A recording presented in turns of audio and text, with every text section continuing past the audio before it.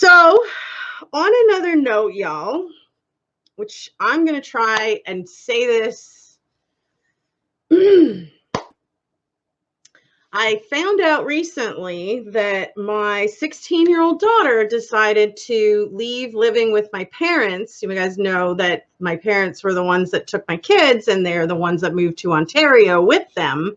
So, which is a whole province away from me.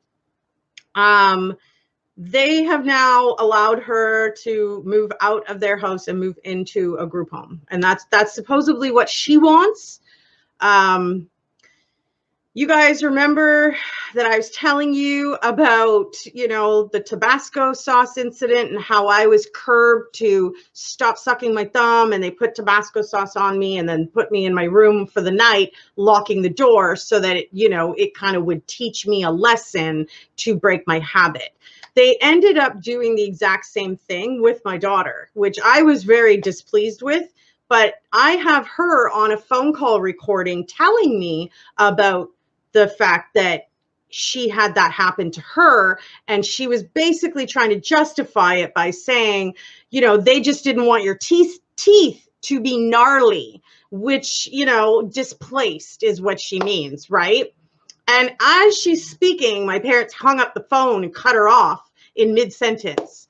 And now I find out, and it's probably been a couple of weeks since this has actually happened, that she's actually living in a foster home, in a group home in Ontario somewhere. And I'm just absolutely devastated about it because, in all honesty, I would love nothing more than to love my children and have them close. My oldest is 22 this year, and, I'm shocked and happy for him. He is supposedly buying his first house, which is just amazing. Like, I just want to applaud him and just tell him good for you. He was the one that grew up and saw mommy not doing my job necessarily properly. He was the one that saw mommy hustling and grinding and working the streets. And I don't mean that with my booty. I mean that with money and drugs and all of that crap. So whatever, he was the one that kind of learned that a bit from me. So I'm pleased in a sense that it came out in a good way for him and that he was able to, find success. And I'm extremely happy for him. If I could just tell him to his face is what I would love to do more than anything. I would really love nothing more, than to have my kids at dinner table for Christmas this year. Like, if I could have nothing else, that would be what I would want. But the choice is up to them whether or not they want to talk to me and, build a relationship together. But I wonder now if, because my family, the people who were keeping the distance away from me, not including me in any family activities or anything that had to do with my kids and all of that, I'm wondering if now that they're not involved, if that possibility might be a little bit more there. So I just keep praying, and I wanted to ask all of you guys to please keep praying for me that that's something that happens this year for Christmas, because I would absolutely love nothing less, for real, and nothing else either. Like, I would just absolutely love that. So, and I did it without crying. I did it. I'm trying to be stronger about this because they're growing up and they're going to be making their own decisions and choices. They're turning into young men and women. So, woman, there's 2 boys and 1 girl, right? So I just hope that they could hear this maybe, and that perhaps they'd give it a chance, give it a try. Contact me. My number has never changed. My address has not changed in 4 years, 5 years almost.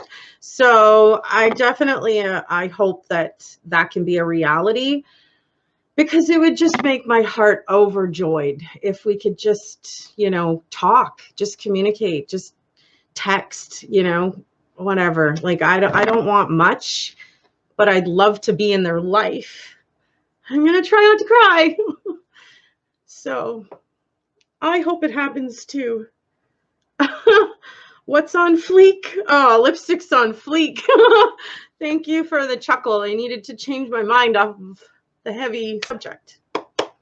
So that's my wish. And if y'all could pray for me that happens, I would be so, so happy to literally have nothing else but that.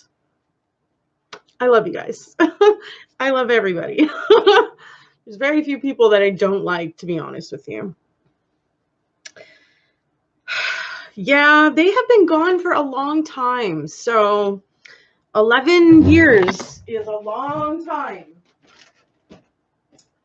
But I'm hopeful that that might be a possibility for the future. So, requesting prayers, please. God, the good one. Hello. Good name. Maciel Bermudez. Happy Canada Day. Bonne fête, Canada. Merci beaucoup. Do you want to go and get her? Who's her, Carl? My daughter? Of course I want to go get her. I mean, I would love to buy her a ticket to bring her here right now to be with me, but it's her choice. It's not mine. And I don't want to force anything on anybody. So, sorry. We got to stop talking about this because you know me. I can't hold it back. I wear my heart on my sleeve. You guys know that. It doesn't matter if I'm mad, happy, sad. Y'all know it. You wish you was here to celebrate with me, Beth. Oh, you're so sweet. Yeah, no, I can't just go get her, Carl. She would have to decide with her social worker that she would want to contact me. And I have her social worker's phone number, and you think that I can get through to a ring? That phone number goes to an answering machine no matter what time of day you call, early in the morning, afternoon, evening.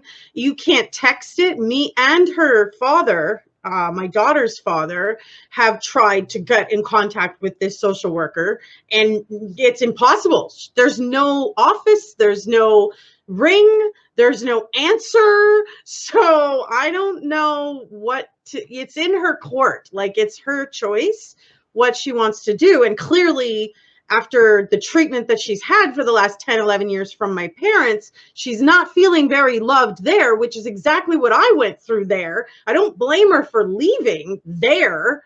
I just wish that she knew that I was here and so ready to be there for her. I don't know if she even knows that. And I miss her to death, you guys. I want nothing more than to be in my daughter's life, to teach her the things that I never got taught.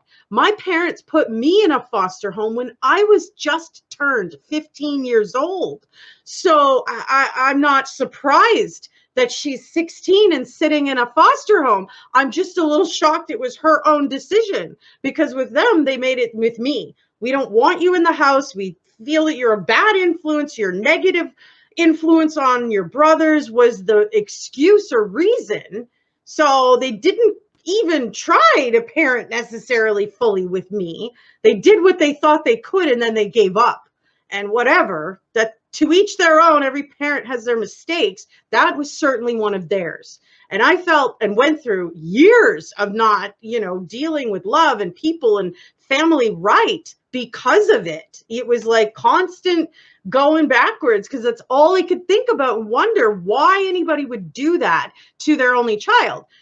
10 years later, they take my kids, and then they 10 years later from that choose to give her over to another foster home. Well, or let her whatever. Like, why was I never included in this plan? This is bullshit in a sense, sorry to say, and excuse my language, but I should have never been completely cut out of the picture. I'm the children's mother. Like, what the fiddle are you doing? But I get it, because the government is saying, oh, well, you don't remember in 2009, you signed a paper that signed away your parental rights, which I did not realize, y'all, until 2012. So I'm just sort of left on the back burner, forgotten about, pushed away, not included, not allowed at family functions, not allowed on the doorstep of my parents' house to even drop off Christmas presents. That's how much they kept me out of their life. And now my daughter has chosen to move into some foster home somewhere out there. And I guarantee you that that definitely has something to do with, like, the social worker is involved with placing her. My mother was a social worker. So of course they have relationships and connections all over. But how, like, I just don't understand and how it's okay that I was completely X'd out. That's just, and I understand that it's the legal paper that I signed that did that, but we never went back to court to fix that. So I'm just permanently out of their life until they decide that they want me in their life. So it's really a hard situation. All the special occasions, the birthdays, the, special celebrations are just, are really difficult for me because none of them are in my life. So I would love for nothing less than to have contact and communication and let them know how much I love them. And I'm sorry for the mistakes that I made. I really, really am. I wish I would have never made any of those mistakes, but I can't go backwards. So all I can do is try to make it better for the future. But it's not right. I agree, Carl.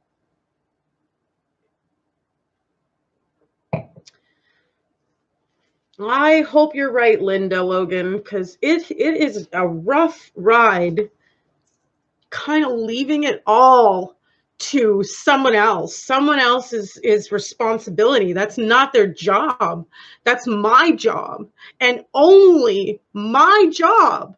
And it has just been, completely stripped away from me. So I would really appreciate a lot of prayers that this is something that happens for me this year and that we do start talking. Talk, text, email, FaceTime, like whatever. We are an entire province away from each other. So it's not like we can just get together for coffee.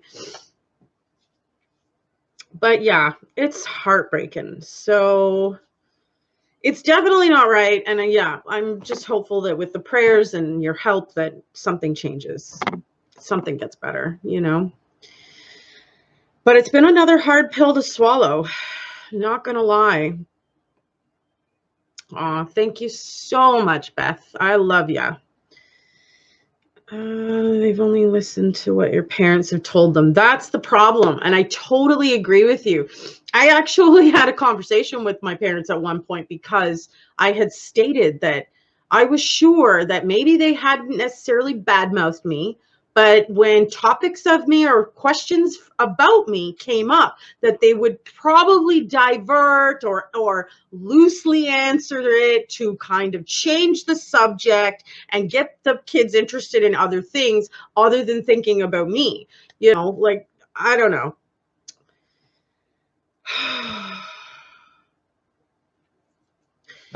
Right, Linda Logan?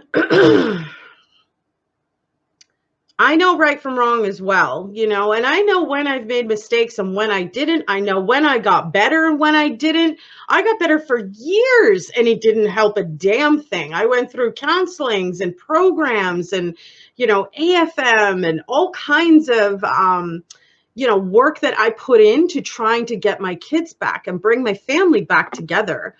And I was doing that all throughout 2010, throughout 2011. But I didn't realize in 2009, when I was still pretty messed up, you guys, that I took the advice of my lawyer to sign this paper. And he was like, we'll just come back to court in a year and we'll relook at it then. And I didn't realize, because I had no legal experience at the time, that I actually needed to contact him in order to go back to court. He never was going to contact me. So I was kind of under the impression of, okay, so you got this. I will sign this because you're telling me to. You're my lawyer. You know what the fiddle you're doing. And we will visit this in a year again in court. Right. And then, that year came and went and there was no communication. The next year came and went, same thing. Like, I started trying to start communication with him, and then he ended up retiring. And then in 2012, when I found out that my parents were leaving Manitoba with my kids, I was like, wait a minute, what the fiddle? I have not okayed this at all. And that's when I started to look into, I went to Child and Family Services and said, listen, like my kids are with CFS, but my parents are supposedly moving to Ontario, and I don't want that to happen because then I'm not going to be able to see them at all. Meanwhile, it had already been signed off on by Child and Family Services government, and they were allowed to move because of that paper. Then I get handed a copy of that paper that has my signature at the bottom of it that states that I've signed away my parental rights. And I was like, I didn't even know that for like 3-4 years that they were in care. Such a freaking mess. I just had to let it go. And it's been a constant case of that. Let it go, pray it off, give it to God. Don't, stress and worry yourself.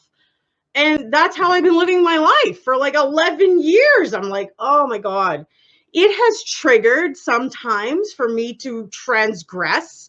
And then I'm like, wait a minute, like this is not what I want to do. And I get back on my right track and I keep plowing forward.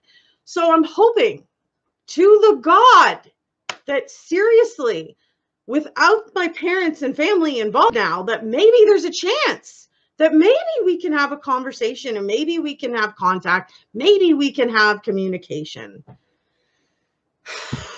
But we definitely need all those prayers, I think, in order for that to happen. So crazy.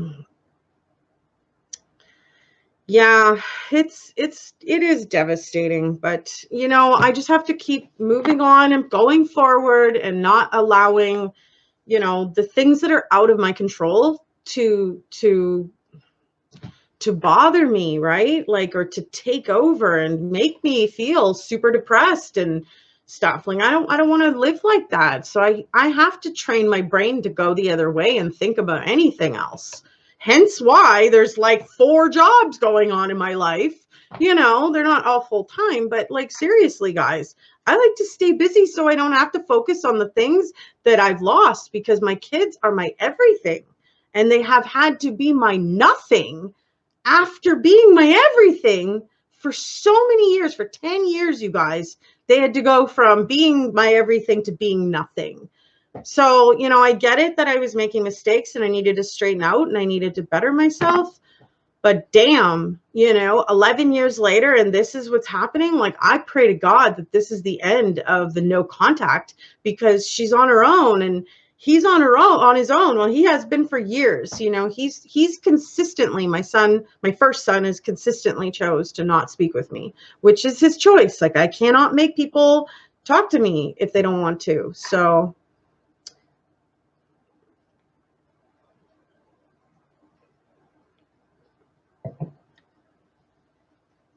gotta go. Yeah. Okay, well. So it is what it is. I can't really hold on to all the pain. I gotta let it go.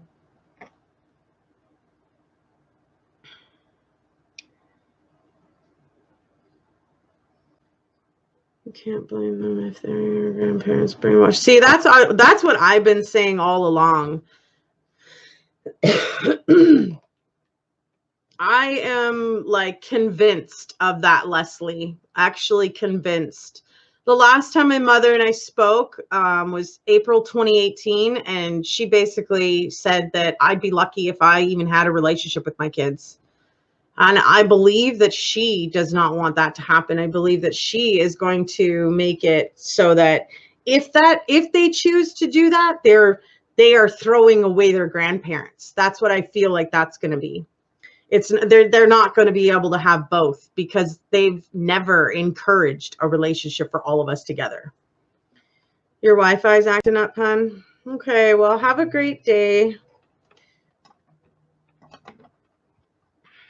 I certainly hope so, Linda Logan. Yes, happy Canada Day, Carl. But yeah, I definitely feel like things are pressured, and not in a good way,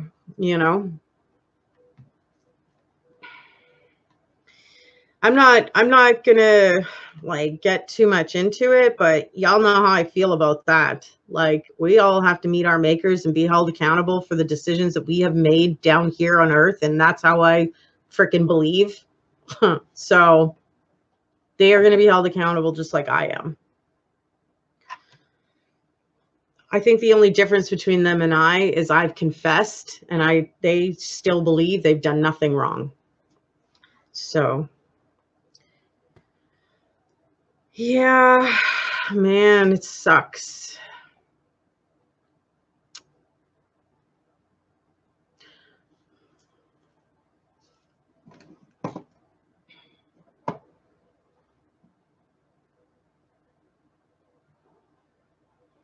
Your grandparents were the opposite with your grandson. His mom tore us apart from him. Yeah, that's really sad for real. Well, it is what it is. And if nothing else, I hope that they hear this message and they hear how much I really would like to love them and be in their life. I mean, sheesh, like I gave birth to them. Of course I want to be in their life. Of course I want to celebrate their happiness and successes and their downs and their sadnesses. Like I honestly do want to help them. And I feel like I give decent advice. I feel like I've been in shitty ass places for a long enough time that I can now, I think I can give good advice on things. You have to be there almost to do that. I feel like, Such a good person, such a big heart. I pray that your kids will realize this one day. I really hope that too, Beth Days. I seriously hope they realize that too, but it is their choice, and I will never force myself on them, even if I found out their phone numbers or, their addresses and stuff, like, but that's just how I am, not everybody's like me. But I won't force myself on them. Like if they don't want to talk to me, that's fine,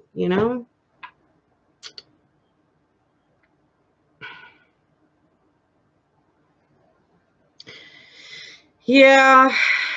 Yeah, I try to think like that, but it still feels like my loss, Leslie. Like I still feel like it's me that's lost out. So